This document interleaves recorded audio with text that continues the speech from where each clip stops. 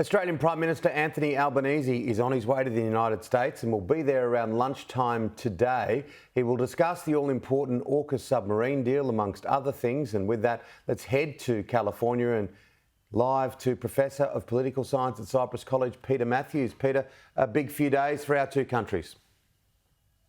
Yes, indeed. All three countries in AUKUS, and they're going to be discussing specifically the submarine deal, which was agreed to earlier, and whether or not what kind of technology can be transferred over. In fact, they're going to be doing that, and who will build the submarines themselves, nuclear-powered submarines in the future, looking at 2040 delivery time, 2040, a few years from now, and the transition period will be discussed as well. And the question is, can the U.S. transfer technologies such as AI? Because there's some rules and regulations about that. They're going to work that out in some way or the other so that Australia will probably be able to use these submarines in the alliance.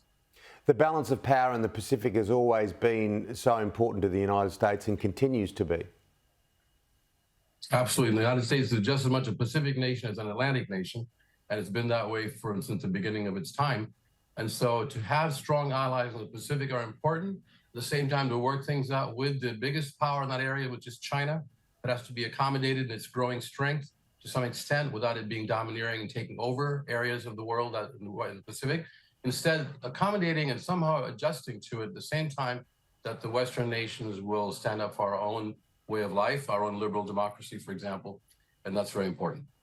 Donald Trump, let's head domestically to the United States. Speaking at a Conservative political conference now, this was a number of days ago now, the former president said the Republican Party had been run by freaks and fools and claimed he was the only presidential candidate who could prevent World War III.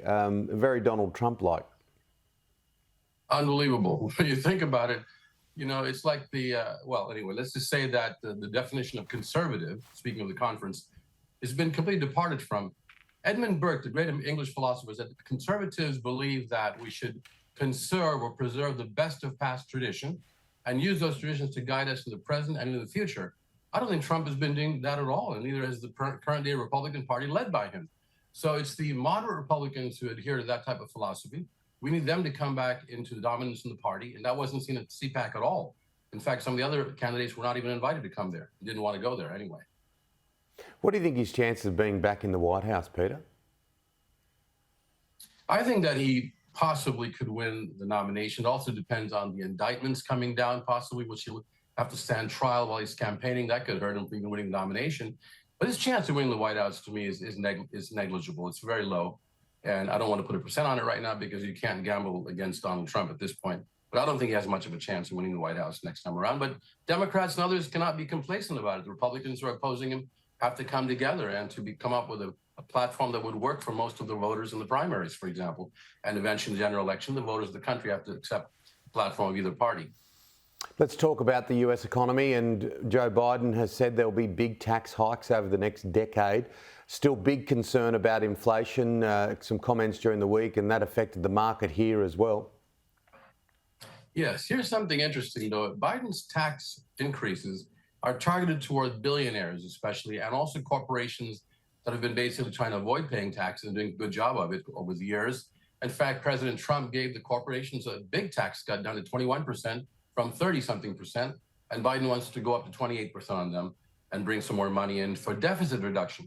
So he's not only going to tax the wealthiest segments of our society, which I think can afford to pay a bit more, but it's going to use that money for deficit reduction, about $300 billion per year for 10 years, a $3 trillion deficit reduction package, but also investment in electric cars and new technologies, new jobs, all kinds of things, that infrastructure rebuilding, once again, a sort of a new deal.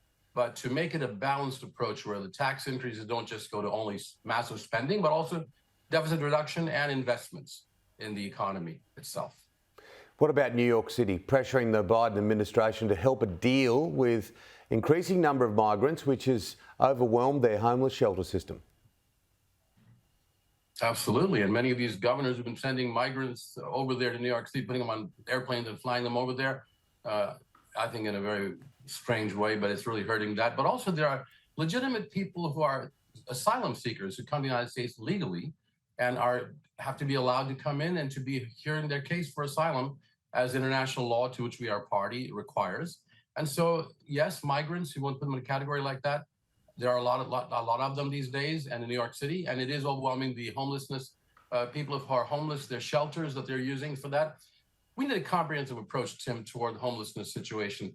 We need a housing first program like they have in Utah. Utah has tried it, and it works.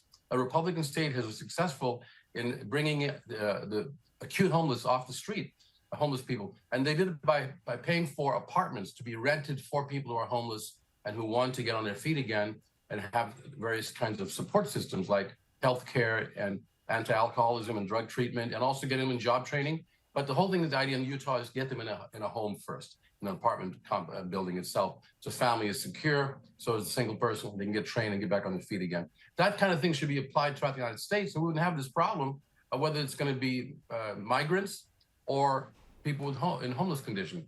We won't have that shortage problem. Yeah, just finally, one thing that you mentioned, and you know, I'm not saying it finally because it's the least significant topic we're discussing, but the healthcare system in the United States, for those that haven't lived there or know people that live there, it's a very difficult path to navigate, isn't it? It's a horrible path. It's so inadequate. I mean, 30 million of our people in the United States are not covered with any kind of health insurance because our health insurance system is tied to employment. And only 51% are getting their health care from employers. The rest of them have a hodgepodge public and private system, and many are left out, as you can see. And then you have co-payments and deductibles. Deductibles can really knock someone's financial situation off their feet. I had a friend who had to have a roof repaired. His family had to have their roof repaired because it was leaking. And on the other hand, the mom came down with cancer. Her co-payment was like $20,000 or $30,000, even though she had insurance, and that kept them from getting their roof repaired for many, many months. It was a terrible situation that no one should face. No, absolutely. Peter, it's always good to chat. We'll no doubt have plenty more to discuss next week with our Prime Minister heading to the United States today. That'll be very interesting. Thank you, Tim.